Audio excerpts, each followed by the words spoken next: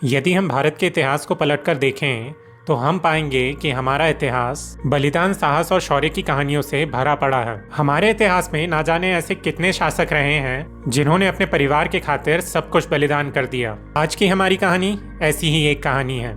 ये कहानी है एक छोटे से राज्य के राजकुमार की, जो कि आगे चलकर भारत के महानतम सम्राटों में से एक बना। ये कहानी है अपने परिवार के प्रति एक राजकुमार के समर्पण की, जिसने अपनी बहन और भाई के सम्मान के लिए अपना सब कुछ दांव पर लगा दिया। हमारी ये कहानी शुरू होती है 6वीं शताब्दी में, जब सारा भारत कई सारे छोटे छोटे राज्यों में बंट चुका था और ये सभी राज्य एक दूसरे से वर्चस्व के लिए प्रतिस्पर्धा कर रहे थे। इसी समय 509 ईस्वी में स्थानेश्वर के पुष्यभूति वंश में एक बालक का जन्म हुआ, जिसका नाम रखा गया हर्ष।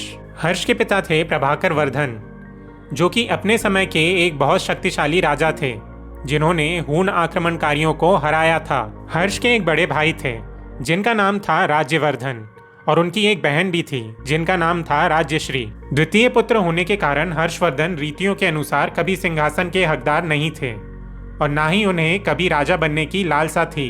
हर्ष जब बड़े हो रहे थे तो वह अपना अधिकतर समय युद्ध कला और राजनीति को समझने में बिताते थे। जब उनके पिता का निधन हुआ तब उनके बड़े भाई राज्यवर्धन स्थानेश्वर के राजा बने।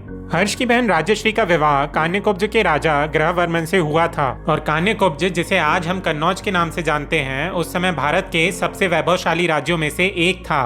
कन्नौज का ये वैभव उस समय के कई राजाओं के आंखों में खटक रहा था। अपनी इस चलन के कारण मालवा के राजा देवगुप्त ने कन्नौज पर हमला कर दिया। इस युद्ध में ग्रहवर्मन मारे गए और राज्यश्री को बंदी बना लिया गया।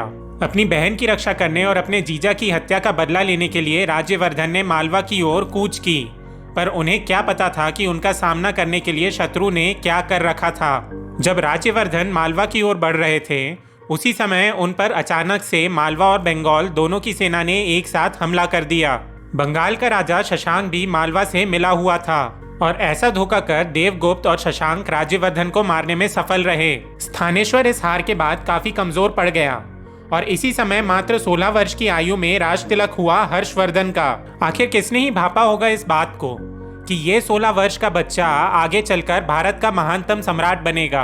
अब स्थानेश्वर की गद्दी पर हर्षवर्धन थे, और युद्ध में हुई हार से उनका राज्य बिखरने लगा था, और उनकी बहन राज्यश्री अभी भी दुश्मन के पास बंदी थी।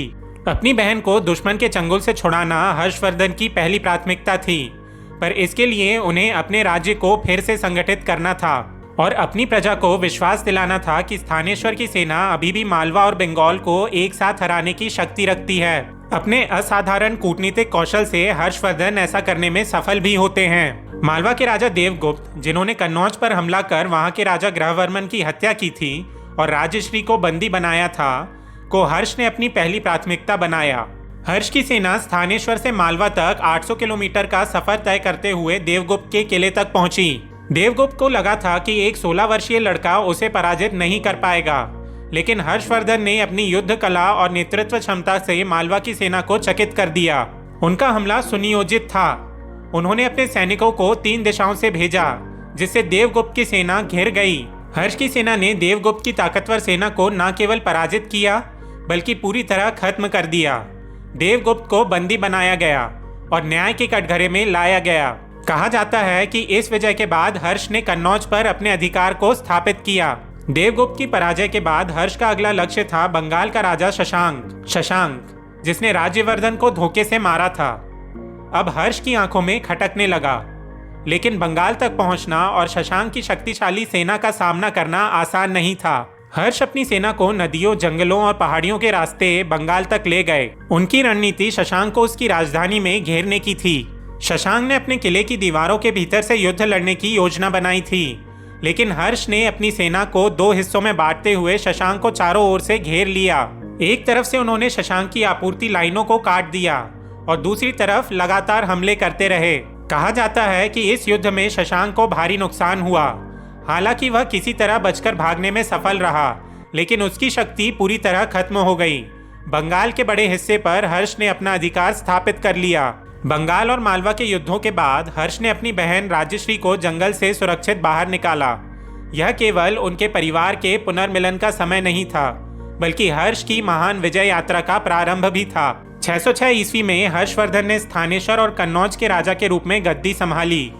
उनकी इन विजयों ने केवल उनके परिवार का मान नहीं बढ़ाया, बल्कि पूरे उत्तरी भारत को एकजुट किया, और यहाँ से ही शुरू हुआ सम्राट हर्षवर्धन का स्वर्णिम युग। अगर आपको हर्षवर्धन के जीवन की यह कहानी पसंद आई हो तो प्लीज़ हमारे चैनल को सब्सक्राइब करें, इस वीडियो को शेयर करें, कमेंट्स में बताएं कि आपको ये कहानी कैसे लगी, और प्लीज़ इस वीडियो को लाइक करें। फिर मिलते हैं दोस्तों। Thank you for watching.